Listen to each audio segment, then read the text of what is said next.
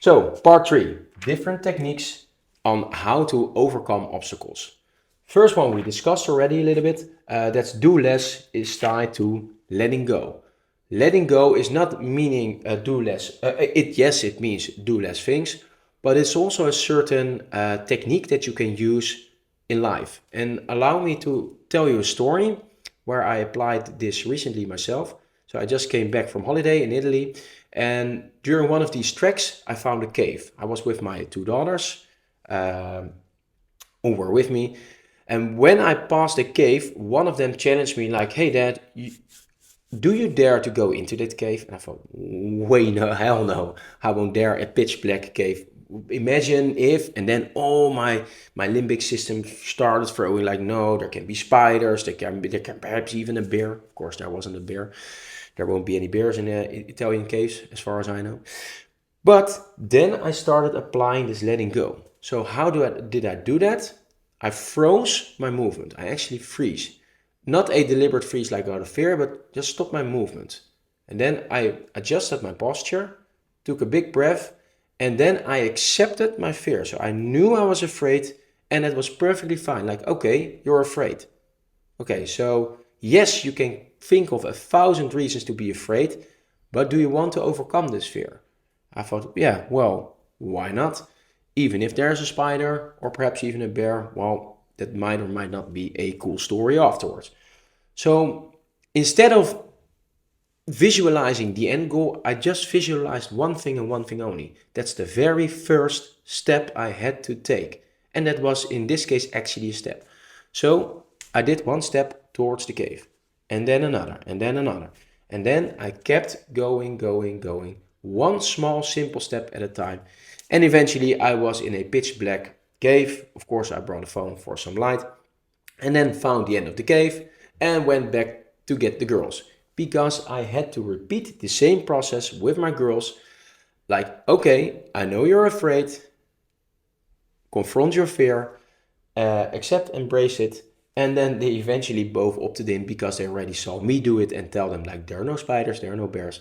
So it made it a bit easier. But now I can use this same example in their everyday life. So I will see, I encounter my own fears this way as well as they do theirs. So this ties me to the second technique, which is the technique of goal setting. And the approach is small, simple steps. We've discussed this already. In this case, my goal was to confront my fear, not so much get into to improve the process of confronting my fear. Not so much of going in and out the cave. No, I need to learn how to confront my fears. So that was my goal here. How did I did it? By one small, simple step at a time. Of course, I was not alone in this case. So find your support. Allow others or ask others, how can I slay my dragons? I've got a big dragon over here, help me. So in this case, what I did with my daughters. Or in my case, bringing a phone that had a small light with it. Then one of the final things I want to discuss here is a growth mindset. You can generate more brain power if you start to adjust your paradigm from a fixed mindset, so I can't do this, to a growth mindset, to I can't do this yet. So add the word yet, that's number one. And most ideally, add the word now. I don't dare enter that cave. I don't enter that cave yet. I don't enter I enter that cave now. So that's the process in this case for my how to adjust towards a growth mindset. Let me check. About goals, make them smart, hard. Final remark, and then the final thing that I want to give you, as there are like a gazillion techniques, of course, journaling and meditating, mindfulness, and all these things that we talked over again. I'm like getting you the major gist. You can read the text about it. But resilience and discipline Discipline equals freedom. So build up resilience. Challenge yourself to confront these fearful situations. So think of the things that you are fearful for. So what are your dragons, and confront them. You need to practice that. You are wired to avoid your dragons. So all you've been most likely be doing is avoid these dragons in your life. So you're missing out on all these treasures, all these wise lessons, or whatever output is behind that dragon. You need to start to confront and embrace or slay, whatever, your dragon. Build up resilience, and then it will not only become easy to overcome your obstacles, you will actually start to enjoy them. It can be, it's very personal. So I know a friend of mine who is very fearful for going into a roller coaster ride, but jumping in a group or fighting him against six other guys doesn't matter.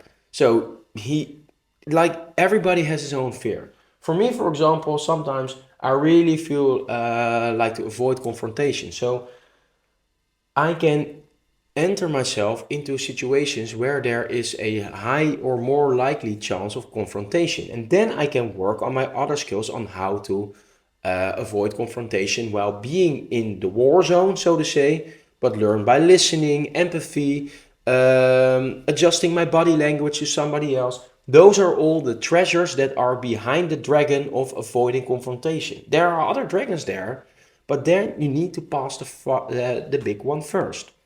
So yeah, build up resilience. And how do you do that? Once again, the most powerful technique, even more powerful than positive information reframing, is this word.